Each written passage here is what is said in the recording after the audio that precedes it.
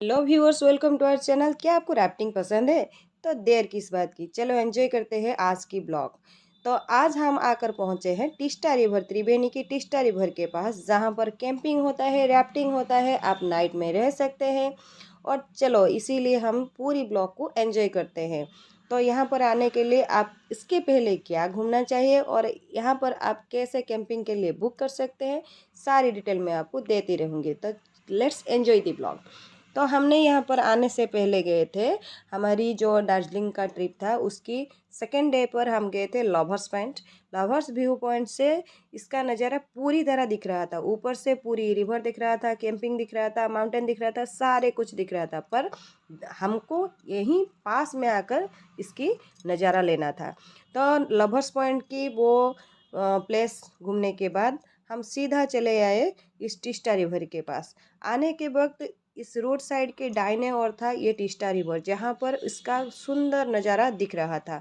वो वहाँ पर लोग राफ्टिंग कर रहे थे, उसके साथ इसका जो सुंदर पानी, बहुत ही सुंदर कलरफुल लग रहा था उसका वाटर।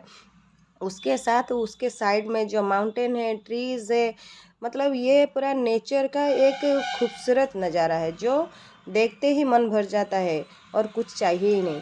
तो इसी रास्ते पर जाते जाते हम जाकर पहुंच गए हैं टिस्टा रिवर के जो जहाँ पर कैंपिंग होता है, जहाँ पर लोग राफ्टिंग करते हैं, जहाँ पर आपको बुक करना पड़ता है। तो चलो मैं आपको दिखाती हूँ। तो जहाँ पर हम पहुँच गए हैं ये है उसका शुरुआत, फर्स्ट पॉइंट है। ये इससे एंटर करने से पहले आपको अगर राफ्टिंग करना है तो वहाँ पर आपको राफ्टिंग के लिए टिकट लेना है। तो उसके बाद यहाँ पर आपको आ जाना है। हमने राफ्टिंग नहीं किया था क्योंकि हमारे साथ एक छोटी बच्ची थी, कहीं वो डर ना जाए, इसीलिए हमने राफ्टिंग नहीं किया था। जब आप उसकी गेट के अंदर आएंगे उससे कुछ देर पहले ही राफ्टिंग के लिए बुक हो जाता है। तो उसके बाद यहाँ पर हम आकर पहुँचने के बाद हमने ये जो सुंदर नज़ारा देखे, हमको बहुत ही अच्छा लगा। तो कैंपिंग करने के लिए बहुत मन हुआ, तो जाके हम उसकी रेट पूछने लगे। तो पर जन है ये 1200। यहाँ पर नॉन वेज खाना अवेलेबल है जी, इसीलिए मैंने वेज तो अवेलेबल नहीं है। तो मैं तो वेजिटेरियन हूँ, इसीलिए हमने कैंपिंग नहीं की।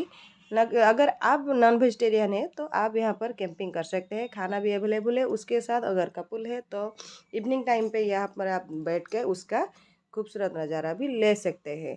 तो ये टिस्टा रिवर आप तो ज़रूर आना, और आने के बाद यहाँ पर कैंपिंग का मज़ा ज़रूर लेना। उसके साथ ये जो शाम को ठंडी ठंडी पवन आती है ना, वो मान लो बहुत ही सुंदर है। उसके साथ ये जो नेचर का नज़ारा है, चारों ओर पर्वत ही पर्वत है, सिक्किम का ये जो नज़ारा है, उसके साथ रिवर है, उसके साथ लोग राफ्टिंग कर रहे हैं, आपको तो यहाँ से छोड़ के जाने को भी दिल नहीं करेगा। तो जब भी आप दार्जिलिंग का ट्रिप बनाएं, सिक्किम के ये टिस्टा रिवर ज़रूर घूमें। Thanks for watching.